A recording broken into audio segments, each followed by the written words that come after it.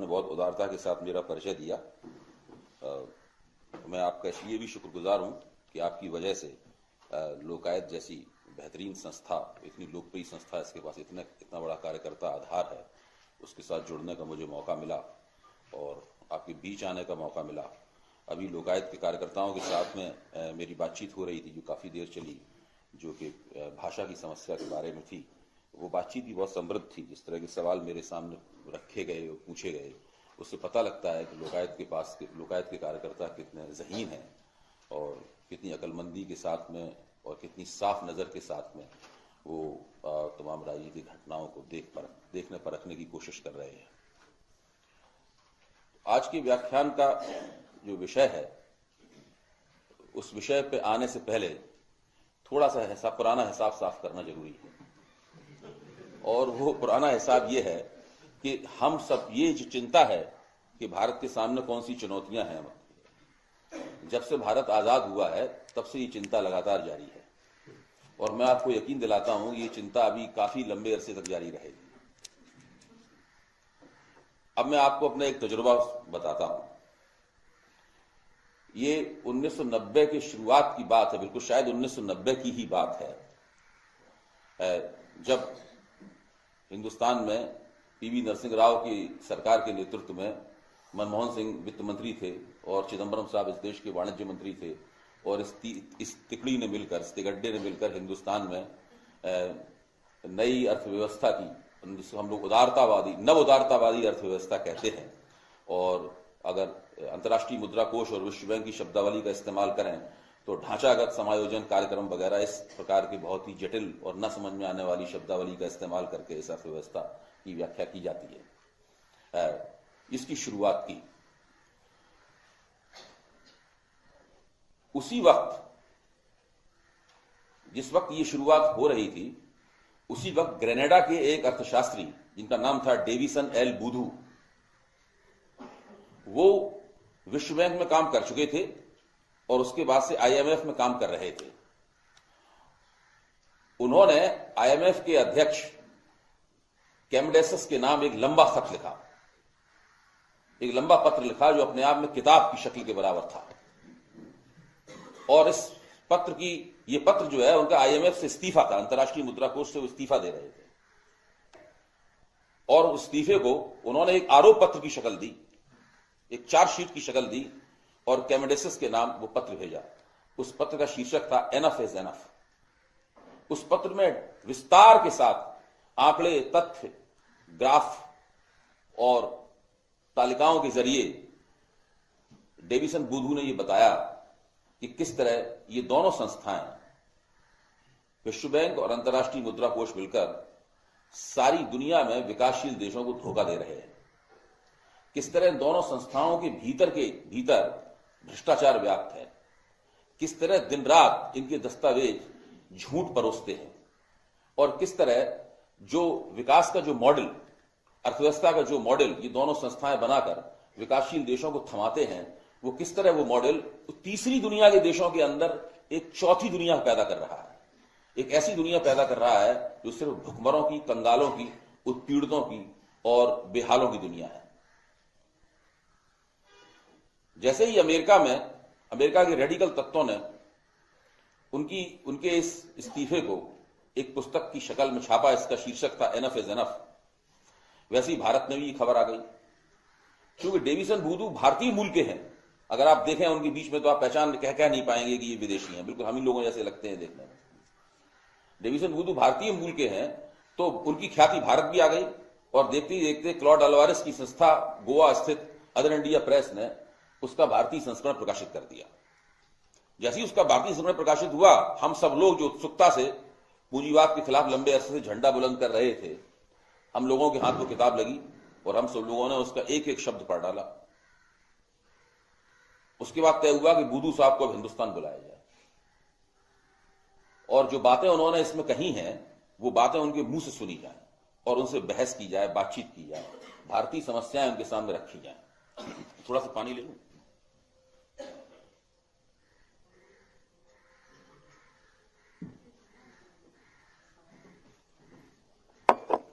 भारतीय समस्याएं उनके सामने रखी जाएं। बूधू साहब को निमंत्रित किया गया, वो आए। इंडियन सोशल इंस्टीट्यूट में एक जबरदस्त मीटिंग हुई।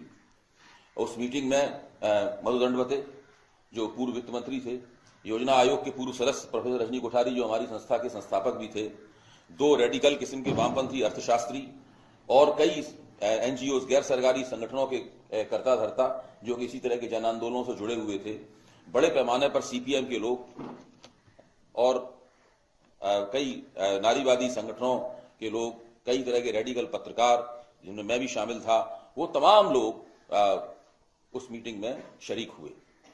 ध्यान कीजिए, उस मीटिंग में एक भी दक्षिणपंथी नहीं था, एक भी राष्ट्रीय स्वयंसेवक संघ का व्यक्ति नहीं था।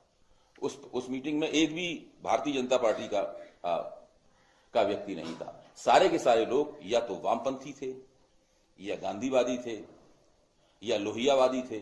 सारे के सारे लोग वामपंथ की ही जो विभिन्न धाराएं थी उसके विभिन्न रंग थे, या मध्यमार्गी राजनीति जो थी उससे जुड़े हुए लोग थे, उसी से संबंधित लोग थे। तो बूधू के बोलने से पहले सब लोगों ने भारत की परिस्थिति पर अपने अपने विचार व्यक्त किए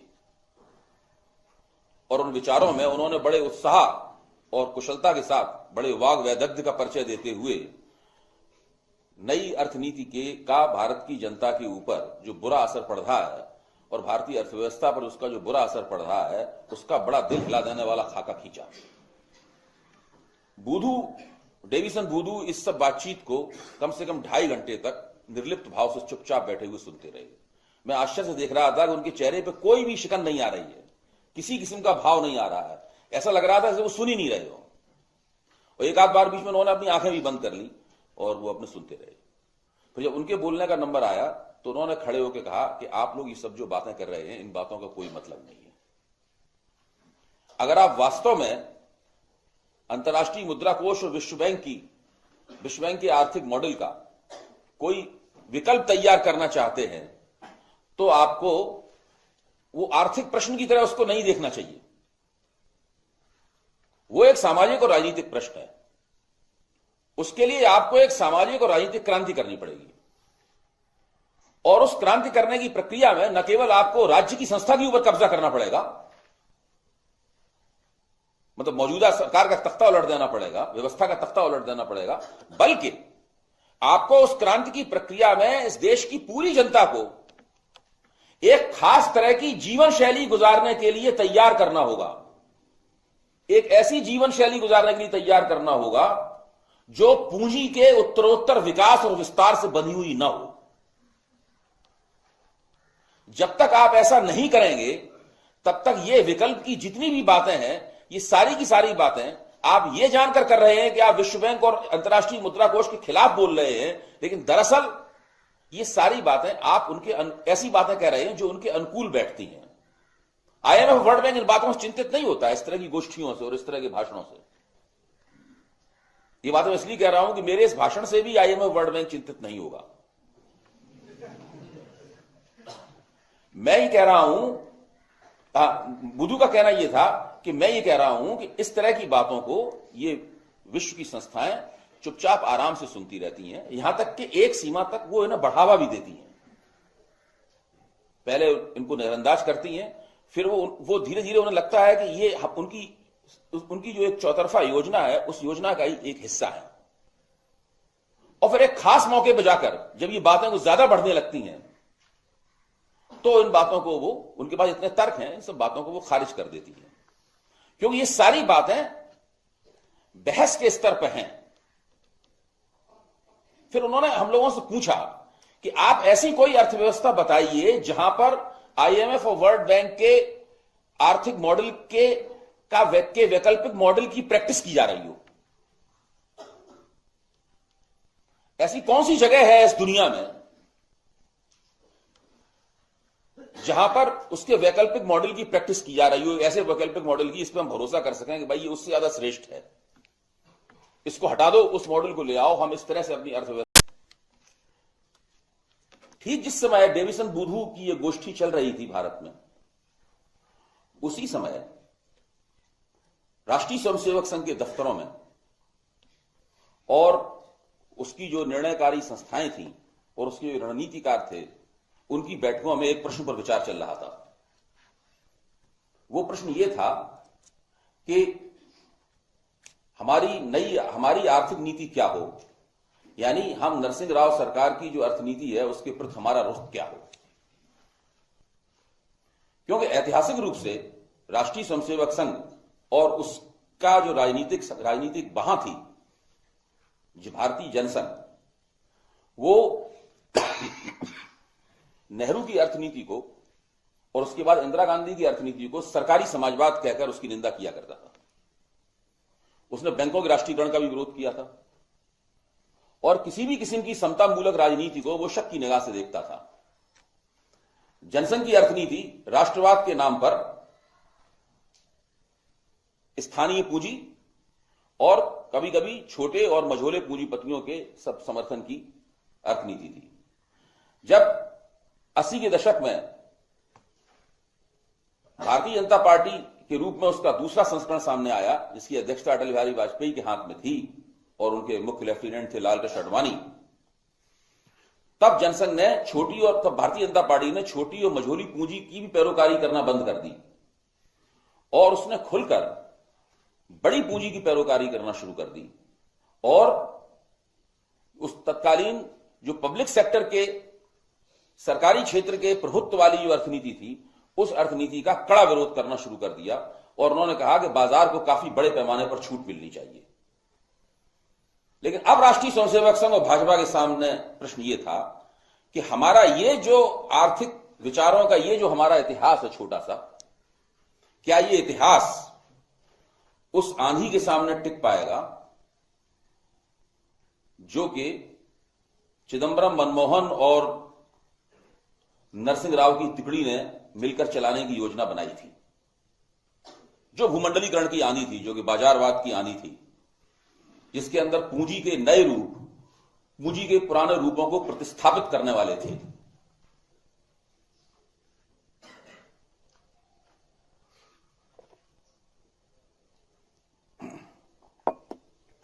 और उन्हीं लगातार होने वाली बैठकों, कम से कम साल 2 साल तक चलने वाले विचार विमर्श के बाद में राष्ट्रीय स्वयंसेवक संघ ने तय किया कि उसे अपना आर्थिक प्रश्न पर अपना रवैया बदलना होगा।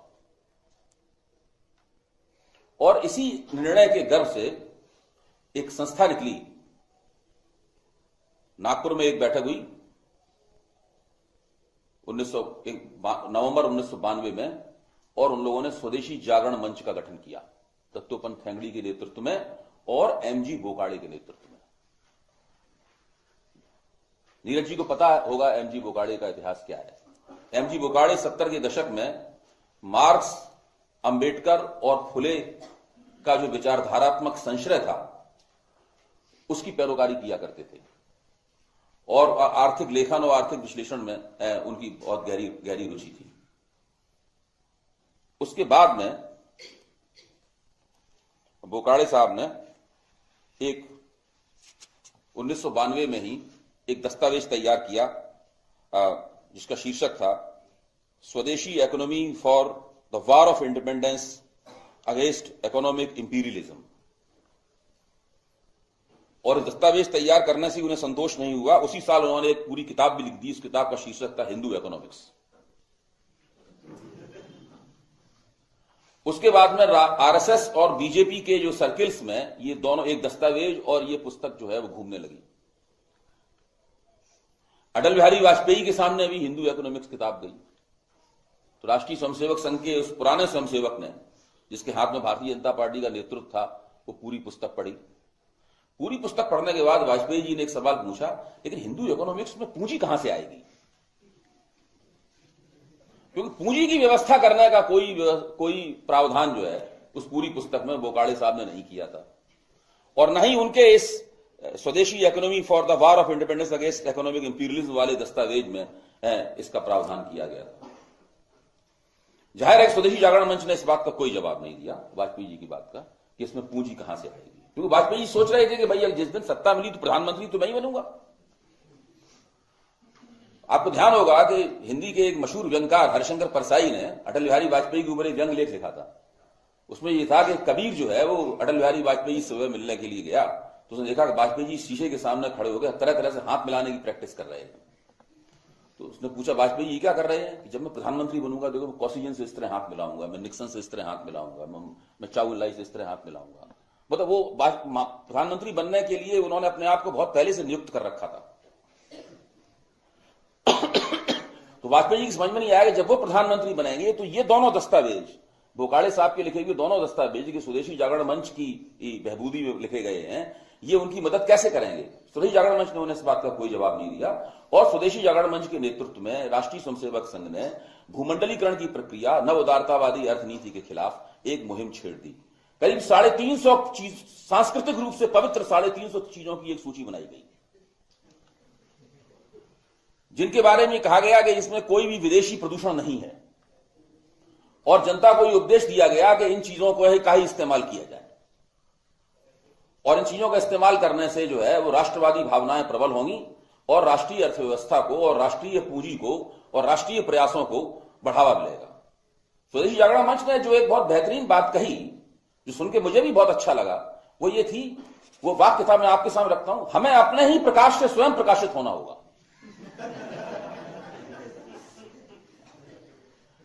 अब सवाल यह है कि आप अपने ही प्रकाश से प्रकाशित होंगे, आत्मनिर्भरता का नारा है, आप अपने ही प्रकाश से प्रकाशित होंगे या थोड़ा सा प्रकाश बाहर से भी आएगा।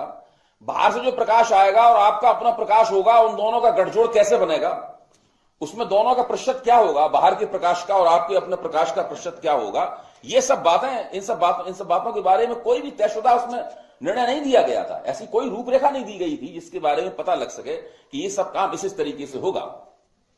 दरअसल स्थिति यह थी कि चूंकि नवोदित भारतीय मध्य वर्ग बहुत तेजी के साथ भूमंडलीकरण की शक्तियों की तरफ खिंच रहा था, भूमंडलीकरण की शक्तियां एक चुंबक की तरह उस वर्ग को अपनी तरफ खींच रही थी, इसलिए राष्ट्रीय स्वयंसेवक संघ को यह चिंता हुई थी कि कोई ऐसा जरूर काम किया जाए ताकि ये मध्य वर्ग, जिसके बारे में हमेशा वो मानता था कि इसी मध्य वर्ग की सवारी करके ही वो भारत में हिंदू राष्ट्र की स्थापना कर पाएगा, वो उसकी तरफ जाना, कांग्रेस की तरफ जाना बंद हो। इस मुख्य उद्देश्य के लिए स्वदेशी जागरण मंच की स्थापना की गई थी। न विकल्प पेश करना उनका कोई मकसद था और न ही भूमंडलीकरण की प्रक्रिया के खिलाफ कोई अनंतिम संघर्ष चलाना उनका उद्देश्य था। और जैसे जैसे घटनाक्रम आगे बढ़ा, परिस्थितियों का जैसे जैसे विकास हुआ, वैसे वैसे ही अपने आप में स्पष्ट होता चला गया कि दरअसल भूमंडलीकरण विरोध का, नई अर्थनीति विरोध का जो पूरा ढांचा राष्ट्रीय स्वयंसेवक संघ ने खड़ा किया था, जिसके अंदर भारतीय मजदूर संघ, भारतीय किसान संघ, जो ये संस्थाएं पहले से काम कर रही थी, और स्वदेशी जागरण मंच, ये सारी संस्थाएं जो सक्रिय थी, ये दरअसल ये ढांचा, इस ढांचे का बुनियादी मकसद क्या था।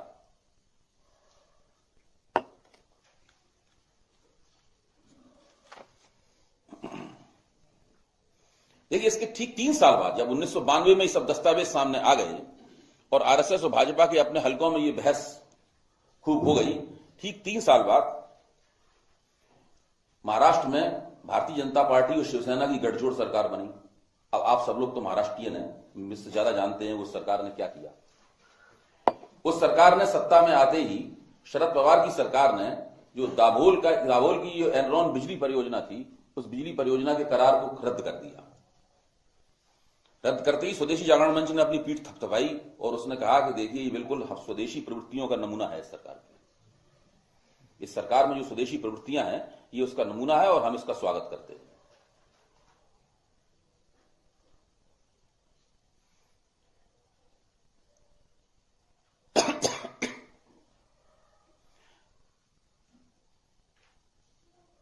चुनाव जीतने के बाद में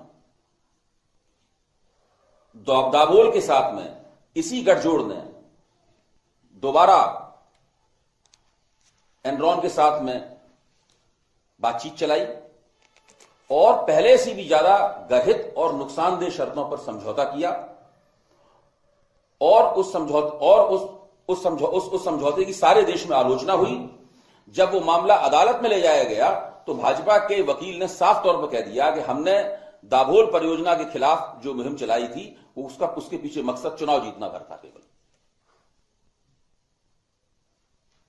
ये पहला सबूत था, जो ठोस सबूत है, जो दस्तावेजबंद सबूत है, अगर आप उसको देखेंगे तो आपके सामने स्पष्ट हो जाएगा कि स्वदेशी जागरण मंच किस सीमा तक ही केवल जाता है। अभी नरेंद्र मोदी की सरकार बनने के बाद क्या हुआ इस बात की, ये इतिहास में आपको इसलिए बता रहा हूं कि ये पूरी प्रक्रिया चलती कैसे है। भूमंडलीकरण का विरोध करने की, नई अर्थनीति का विरोध करने की प्रक्रिया कैसे चलती है, किस जगह जाकर यह प्रक्रिया स्खलित होती है और कहां पर जाकर यह प्रक्रिया पूरी तरीके से उलट जाती है।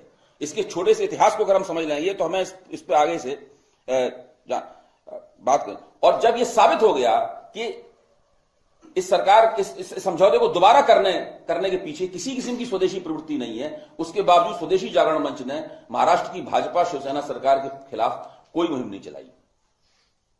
वो चुपचाप हाथ पर हाथ रखकर अपनी जगह पर बैठ गया।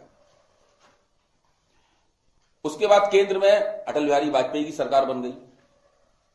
पहले 13 दिन की सरकार बनी, फिर 13 महीने की सरकार बनी और उसके बाद में फिर पूरी तरह उन्हें बहुमत प्राप्त हो गया। जब सरकार बनी तो फिर जिस वक्त आडवाणी जी संसद के केंद्रीय कक्ष में भाषण देते हुए राष्ट्रीय स्वयंसेवक संघ के देश भर में फैले हुए स्वयंसेवकों के परिश्रम के ऊपर धन्यवाद दे रहे थे, उनकी वजह से ये सरकार बनी। वो मशहूर भाषण है लालकृष्ण आडवाणी का। उन्होंने संसद में भाषण देते हुए कहा था कि राष्ट्रीय स्वयंसेवक संघ के स्वयंसेवकों ने जो मेहनत की है, बिना उसके ये पूरी सरकार नहीं बन सकती थी। धन्यवाद दे रहे थे। उस वक्त संघ के झंडे वाला, दिल्ली के झंडे वाला स्थित कार्यालय में इस बात पर विचार विमर्श चल रहा था कि इस नई सरकार का वित्त मंत्री कौन होगा। अटल बिहारी वाजपेयी की पसंद थी कि जसवंत सिंह को वित्त मंत्री बनाया जाए, क्योंकि नरसिंह राव के जमाने में जसवंत सिंह भाजपा की तरफ से पहले से ही एक शैडो फाइनेंस मिनिस्टर की भूमिका अदा कर रहे थे। लेकिन राष्ट्रीय स्वयंसेवक संघ ने जसवंत सिंह का नाम खारिज कर दिया। उनका मानना था कि हमारी कतारों में से ये बंदा नहीं आया है। हाँ, दूसरे, ये पुराना स्वतंत्र पार्टी जो थी राजो महाराजाओं की, मतलब जो है, ये उसके एजेंडे को लागू कर सकता है, उसकी तरफ इस व्यक्ति का रुझान हो सकता है। उन्होंने पहले सोचा कि हम अपनी कतारों से किसी व्यक्ति को वित्त मंत्री के पद के लिए भेजें। फिर उन्होंने कहा कि ये उचित नहीं होगा, आदमी हमारी कतारों के बाहर का ही होना चाहिए, लेकिन ऐसा होना चाहिए जो कि हमारे एजेंडे को ठीक से लागू करे। तो उन्होंने यशवंत सिन्हा का नाम तय किया। यशवंत सिन्हा भी राष्ट्रीय स्वयंसेवक संघ की कतारों से नहीं आए थे, लेकिन वो जानते थे, राष्ट्रीय स्वयंसेवक संघ जानता था कि ये जब चंद्रशेखर प्रधानमंत्री थे और यशवंत सिन्हा चंद्रशेखर के वित्त मंत्री थे, उस वक्त यशवंत सिन्हा ने क्या किया था। यशवंत सिन्हा का वो 4 महीने का इतिहास आरएसएस के नेताओं को ठीक से पता था। उन्होंने यशवंत सिन्हा का नाम तय किया। यशवंत सिन्हा ने ही वित्त मंत्री के तौर पर शपथ ली। आपको ध्यान होगा कि 1998 तक भारतीय जनता पार्टी का चुनावी अभियान और आर्थिक नीति पर उनका रुख क्या था। उसको मुरली मनोहर जोशी की घोषणा थी,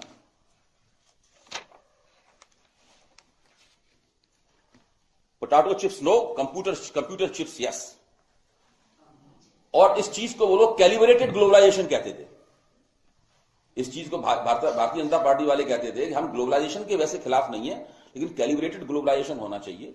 केवल अधिसंरचनात्मक क्षेत्रों में ही विदेशी पूंजी का सिलेक्टिव आगमन, चुनिंदा आगमन, सीमित और नियंत्रित आगमन को इजाजत दी जा सकती है।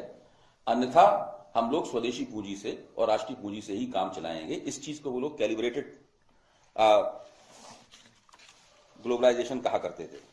जब यशवंत सिन्हा बने वित्त मंत्री तो उन्होंने इस कैलिब्रेटेड ग्लोबलाइजेशन की व्याख्या कैसे की, ये आपको बहुत दिलचस्प लगेगा। मैं उनका एक कोटेशन आपको पढ़ के सुनाता हूं, और ये कोटेशन जिसे बहुत ज्यादा लोकप्रिय होना चाहिए और हर व्यक्ति को याद होना चाहिए। ये एक इतिहास की एक ट्रेजेडी है कि ये कोटेशन लोग लगभग भुला चुके हैं, इसको जरूर याद कीजिए।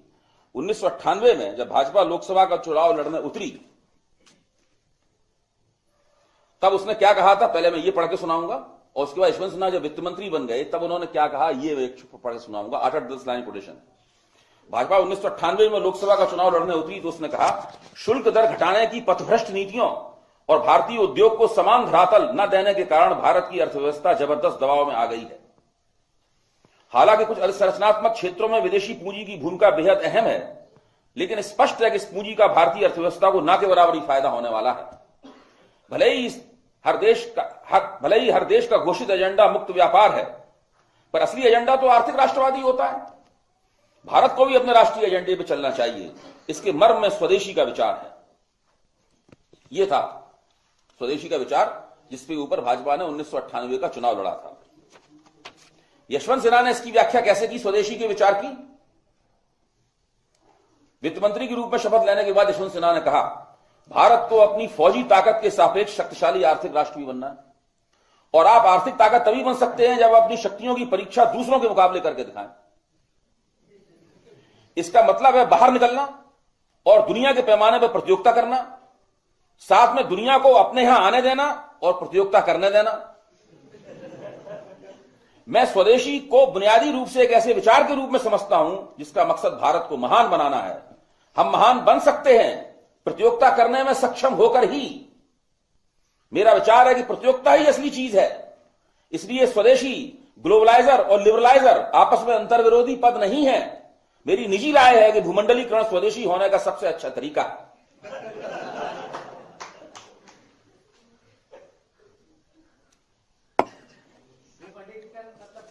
ग्लोबलाइजेशन, इसको कई तरह से कुछ लोग जगतीकरण कहते हैं, जगतीकरण कहते हैं, हाँ जगतीकरण कहते हैं।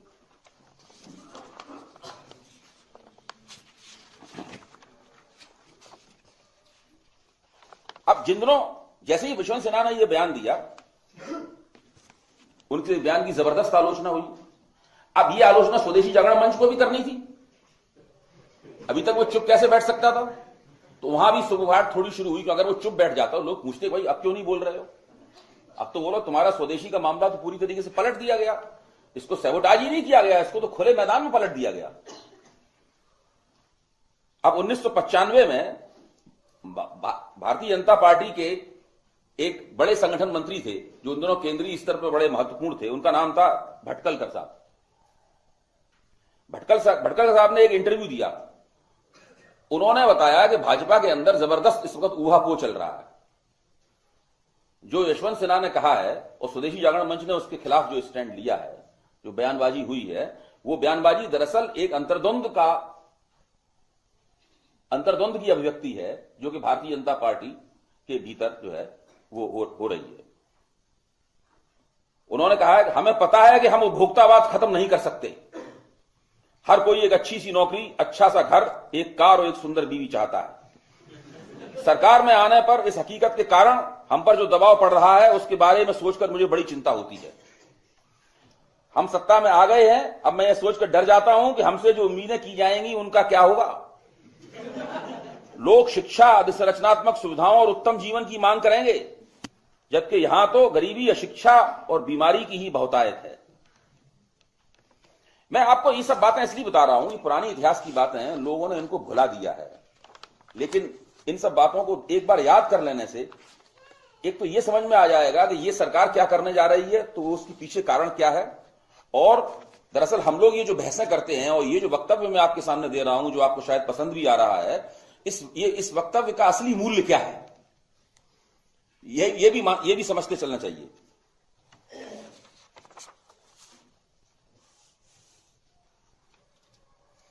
देखते देखते यशवंत सिन्हा और अटल बिहारी वाजपेयी के नेतृत्व में अटल जी की सरकार स्वदेशी के वायदे से 180 डिग्री घूम गई।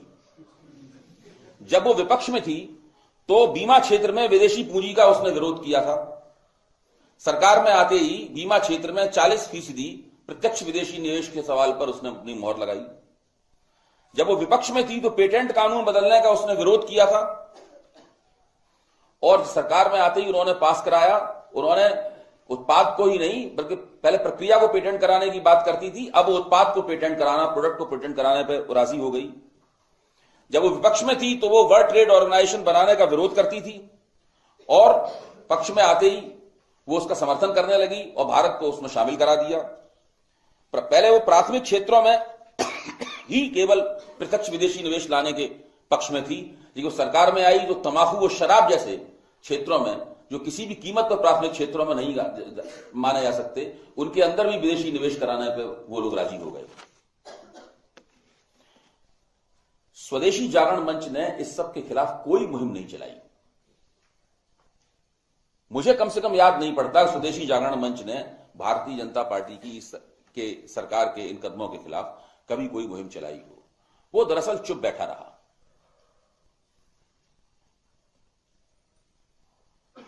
मित्रों, ये तो है उस पार्टी का इतिहास जिस पार्टी की इस वक्त सरकार चल रही है। वो सरकार गठजोड़ सरकार थी। वो सरकार आज की सरकार के मुकाबले कमजोर सरकार थी। वहां पे कोई कानून पास कराने के लिए बहुत ज्यादा मेहनत करनी पड़ती थी, काफी आम सहमति बनानी पड़ती थी। ऐसे भी शक्तियां थीं जो कई चीजों का विरोध करती थीं। जब से नरेंद्र मोदी की सरकार बनी है तब से क्या हो रहा है, जरा आप इसके ऊपर गौर कीजिए। नरेंद्र मोदी की सरकार 16 मई को लोकसभा चुनाव के नतीजे आए, शायद 26 मई को इन लोगों ने शपथ ली। उसके 15 दिन बाद एक सरसंघ चालक मोहन भागवत के साथ एक मीटिंग में प्रधानमंत्री और राष्ट्रीय स्वयंसेवक संघ के सरबराह ने यह तय पाया कि संघ के जितने भी ग्लोबलाइजेशन विरोधी संगठन हैं उन पर 1 साल के लिए मॉरेटोरियम लगा दिया जाए। 1 साल के लिए प्रतिबंध लगा दिया जाए कि वो 1 साल तक इस सरकार के खिलाफ कुछ नहीं बोलेंगे और इस सरकार को अपना काम करने देंगे, उसको फ्री हैंड दिया जाएगा इस सरकार को। और ये इकोनॉमिक टाइम्स में खबर पूरी प्रकाशित हुई है। ये मैं अपनी मर्जी से मनगढ़ंत खबर नहीं बता रहा हूं। अगर आप इकोनॉमिक टाइम्स की नेट पर फाइलें देखें तो वहां बड़े आराम से 3 कॉलम की खबर थी ये।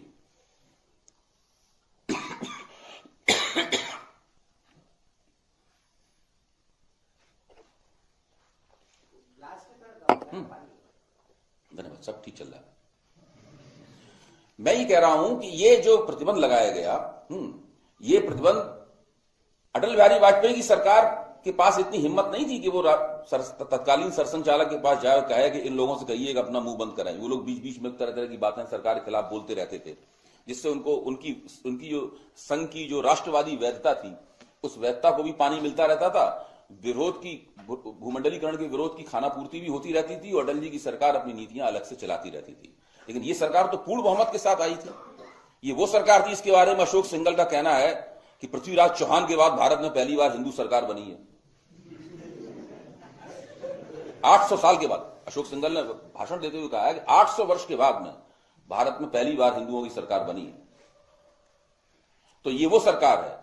तो इस सरकार का प्रधानमंत्री गया, उसने सरसंघ चालक से ये कहा कि इन लोगों से कहिए कि ये लोग थोड़े दिनों के लिए चुपचाप बैठें, तो हम लोग करेंगे। सरसंघ चालक ने कहा कोई चिंता की बात नहीं है, इन लोगों को, ये लोग जिस पर्पस के लिए, जिस उद्देश्य के लिए इन लोगों का निर्माण किया गया है वो उद्देश्य मोटे तौर पर पूरा हो चुका है। ये लोग जो है वो अब चुपचाप बैठेंगे। और उन्होंने 1 साल के लिए उनके ऊपर पाबंदी लगा दी। उस पाबंदी संतुष्ट होकर संसद में नए कानून, कारपोरेट समर्थक कानून, भूमि अधिग्रहण कानून वगैरह सब लेके और तरह तरह के बीमा क्षेत्र वगैरह के तमाम सारे जो विधायी कार्य है लेकर ये सरकार पेश हुई। वहां पे क्या किया, उन लोगों ने कहा ठीक है, हमारे आर्थिक जो भूमंडलीकरण विरोधी धारा है राष्ट्रीय स्वयंसेवक संघ की, उस पर प्रतिबंध लगा दिया गया है, लेकिन जो सांस्कृतिक राष्ट्रवाद की धारा है उस पर तो कोई प्रतिबंध नहीं लगाया गया। उन लोगों ने दूसरी तरफ से पहले तो जब वो उपचुनाव हो रहे थे उत्तर प्रदेश में और बिहार में, उस वक्त पहले तो लव जिहाद का मामला उठाया, उसके बाद में धर्मांतरण और घर वापसी का मसला उठा दिया, और उसके बाद में हिंदू राष्ट्र की पूरी दावेदारियां खुल के चारों तरफ व्यक्त होने लगी। जब नरेंद्र मोदी की तरफ से संदेश भेजा गया कि भाई ये क्यों हो रहा है, इससे तो हम लोगों की बड़ी साख गिर रही है, हमारा विकास का एजेंडा है थोड़ा सा हिल रहा है, मतलब, तो वहां से कहा गया कि भाई अब प्रतिबंध तो एक ही चीज पे लग सकता है, उस पर लगा दिया गया है, पूरे हम राष्ट्रीय स्वयंसेवक संघ प्रतिबंध लगा नहीं सकते। और यह स्पष्ट रूप से कहा गया कि हर सरकार की एक विचारधारा होती है, इस सरकार की भी एक विचारधारा है। आप ध्यान कीजिए कि जब नरेंद्र मोदी के पैरोकारों से कहा गया कि जब आप चुनावी मुहिम चला रहे थे, उस वक्त आपका जो विरोध होता था वो आपके 2002 में जो आपने काम किए थे, वो जो छवि थी आपकी वो आपकी उस छवि का विरोध होता है। तो जनता ने आपको जो वोट दिए हैं, दरअसल उस छवि का जो विरोध होता है उसका समर्थन किया गया है। आपकी उस छवि पे मोहर जनता ने वोट देके लगाई है। तो ये जो सरकार की एक निश्चित विचारधारा है। ये सरकार वही है जिसका गडकरी ने पिछले दिनों 2-3 दिन पहले बयान दिया है कि ये राम की जय बोलने वालों की सरकार है। रामलला की जय बोलने वालों की सरकार है। जब उत्तर लखनऊ जाकर इन्होंने बयान दिया है। दूसरी प्रक्रिया शुरू हो गई। इस प्रक्रिया का नरेंद्र मोदी को नुकसान यह हुआ कि संसद में हंगामा होने लगा, और पहले लोकसभा में हंगामा हुआ, लेकिन लोकसभा में तो उनके पास बहुमत था, उन्होंने अपने विधेयक वगैरह पास कर दिए। लेकिन जब वो राज्यसभा में गए तो राज्यसभा में विपक्ष ने वो नहीं चलने दिया, और बार बार साध्वी निरंजन ज्योति ने कहा कि मुसलमान जो राम यादव की सरकार चाहिए या उनकी सरकार चाहिए, ये कहा, और लगातार इस तरह के तमाम वक्तव्य आते गए। फिर 4 बच्चों वाली बात हुई, फिर प्रतियोगिता शुरू हो गई, एक नहीं कि 5 बच्चे होने चाहिए, और यहां तक 10 बच्चे करने तक की राय दी गई है। तो ये सब जो पूरी प्रक्रिया चली, इस पूरी प्रक्रिया क्या हुआ कि जो सरकार का जो लेजिस्लेटिव एजेंडा था, जो वो एक प्रो कारपोरेट अर्थव्यवस्था की राह साफ करने के लिए तमाम सारे जो कानून बनाना चाहती थी, वो थोड़ा देर के लिए राज्यसभा में वो चीज अटक गई। उसके अटक जाने का नतीजा ये हुआ कि उन्हें बहुत सारे अध्यादेश जारी करने पड़े। उन अध्यादेशों में उन्होंने भूमि अधिग्रहण अध्यादेश भी जारी किया, जो उन्होंने लोकसभा में पेश ही नहीं किया था, मतलब वो अटका भी नहीं था, उसके बावजूद उन्होंने वो भी उन्होंने वहां पर पेश कर दिया। तो अब ये स्थिति है हमारे सामने, जो पूरा फ्रेमवर्क है अर्थव्यवस्था का, नरेंद्र मोदी की सरकार का और इसका। दूसरी चुनौती, दूसरी दुविधा राष्ट्रीय स्वयंसेवक संघ के उन संगठनों की भी है जिनसे अभी तक भूमंडलीकरण की प्रक्रिया का और नव उदारतावादी अर्थव्यवस्था का विरोध करवाया जाता रहा है।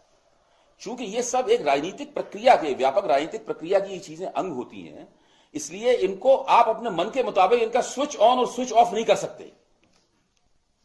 किसी संगठन के अंदर भी, मान लो संगठन में आपने एक शक्ति खड़ी की, आपने संगठन में एक 50 नौजवानों का एक दल तैयार किया जिससे आप अपने दुश्मनों को पिटवाते हैं। जैसे बजरंग दल इस टाइप का संगठन है, या मतलब या केरल, आप सीपीएम को उदाहरण दें, सीपीएम में भी एक छोटा सा गुप्त ग्रुप है केरल में, जो कि अपने विरोधियों की ठोक-पीट करता है, यहां तक कि उनका बयान भी उनके सामने आ गए, उनका सफाया वगैरह भी करता है। आप इस तरह की अपने संगठन में शक्तियां जब पैदा करते हैं और फिर आप एक दिन कहते हैं नहीं अब तुम्हारा कोई काम नहीं रहा, तो असंभव हो जाता है उनको नियंत्रित करना, क्योंकि वो एक धीरे धीरे एक पूरी राजनीतिक प्रक्रिया के दौरान एक स्वायत्तता ग्रहण कर लेती हैं, उनकी अपनी एक ऑटोनॉमी बन जाती है उनकी। आप उनको जिस तरह आपने उनको जन्म दिया था, आप उस तरह उनको मार नहीं सकते। राष्ट्रीय स्वयंसेवक संघ को हमेशा ही इस बात की गलतफहमी रही है। आपको याद होगा कि जब गुरु गोलवलकर जी से यह कहा जाता था कि जनसंघ ने अगर आपकी बात नहीं मानी तो आप क्या करेंगे, तो हमेशा जवाब देते थे जनसंघ तो गाजर की पुंगी है, जब तक बजाएगी तब बजाएंगे वरना खा जाएंगे। उनका बहुत मशहूर वाक्य, मैंने अपने एक किताब में जो उसको उद्धृत भी किया है। अब स्थिति यह है कि भारतीय जनता पार्टी एक इतनी बड़ी पार्टी बन गई है कि राष्ट्रीय स्वयंसेवक संघ चाहे भी तो उसको भंग नहीं कर सकता, उसको नियंत्रित करके ही चलाना होगा। इसी तरीके से जो भारतीय राष्ट्रीय स्वयंसेवक संघ की जो ग्लोबलाइजेशन विरोधी धारा है, वो एक ऐसी धारा है कि राष्ट्रीय स्वयंसेवक संघ चाहे भी तो उस धारा के नखदंत पूरी तरीके से नहीं तोड़ सकता। प्रतिबंध लगाने के बावजूद भी, जो 1 साल के लिए प्रतिबंध लगाया गया है, तब भी बीच बीच में उन्हें कुछ करना पड़ता है, उन्हें बीच बीच में हड़तालों में भाग लेना पड़ेगा, बीच बीच में उन्हें इसके पक्ष में, इसके खिलाफ जो भूमि अधिग्रहण कानून है इसके खिलाफ खड़ा करना पड़ेगा। और हो सकता है कि राष्ट्रीय स्वयंसेवक संघ को वास्तव में उस धारा की जरूरत भी पड़े। जब संघ को यह लगेगा कि भूमि अधिग्रहण अध्यादेश जैसे निहायती जनविरोधी कानून के खिलाफ जन आंदोलन उमड़ रहा है और कांग्रेस जैसी ताकतें या वामपंथी ताकतें या लोकायत जैसी ताकतें उन जन उभारों का नेतृत्व करने के लिए आगे बढ़ रही हैं, ऐसे मौके पर भूमंडलीकरण विरोधी धारा के लोग फिर से निकलेंगे राष्ट्रीय स्वयंसेवक संघ की, ताकि वो जन उभार का ये हिस्सा जो है, उस हिस्से को हड़प सकें, उसे अपने नेतृत्व में ला सकें और दोबारा हिंदुत्व की शक्तियों को अपना रास्ता साफ करने की आजादी प्राप्त हो सके। तो यह पूरी एक जटिल प्रक्रिया है जो कि इस तरीके से चल रही। बीच बीच में आपको लगेगा कि राष्ट्रीय स्वयंसेवक संघ की जो भूमंडलीकरण विरोधी धारा है बहुत ताकतवर हो रही है, बहुत बोल रही है, मुखर हो रही है, वो नरेंद्र मोदी की सरकार की बात नहीं मान रही है, वो लगभग वामपंथी भाषा बोल रही है। लेकिन इन सब बातों को बहुत ध्यान से देखना होगा कि दरअसल उनका इरादा क्या है। वो बिटवीन द लाइन्स अध्ययन करना होगा उसका, कि दरअसल ये क्यों बोल रहे हैं और दूसरी शक्तियां जो हैं वो किस कोण से इस पूरी बात को सामने रख रही हैं। मित्रों, अभी इस सरकार को केवल 7-8 महीने हुए हैं।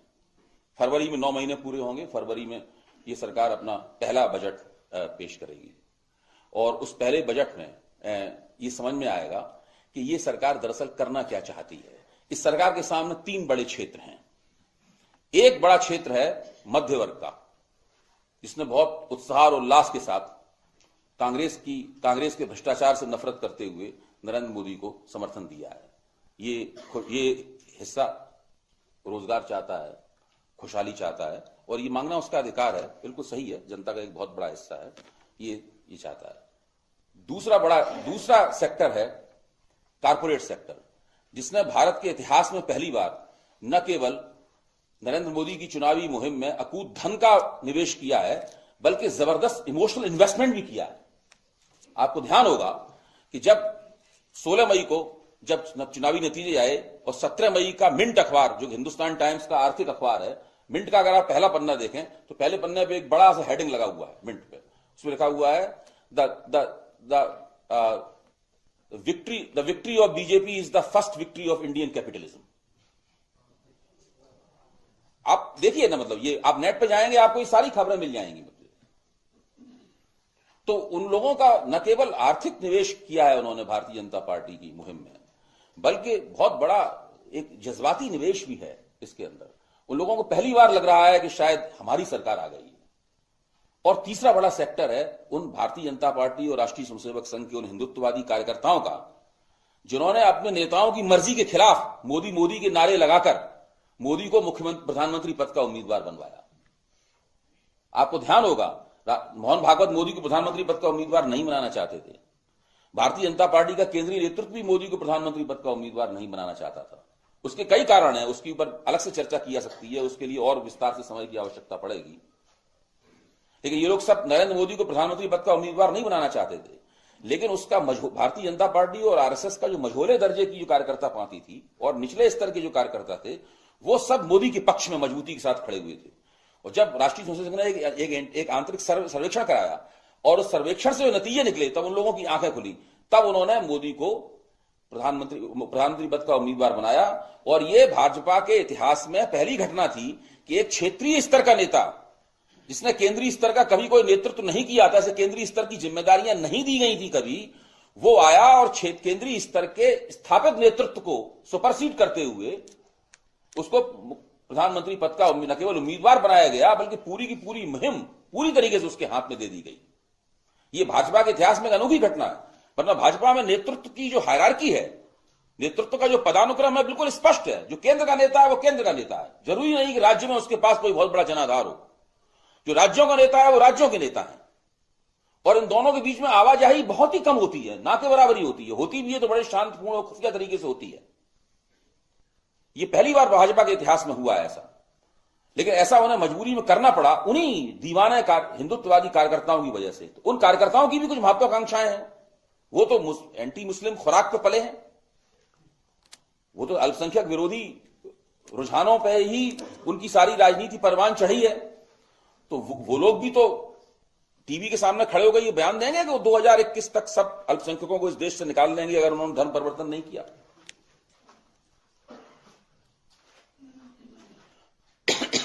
तो ये जो 3 सेक्टर हैं पूरे बड़े, मतलब जो है मोदी की सरकार को, मोदी के फरवरी के बजट को इन तीनों सेक्टरों को संबोधित करना है। उन्हें मध्यवर्ग की, भारत के उभरते हुए मध्यवर्ग की महत्वाकांक्षाएं भी पूरी करनी है।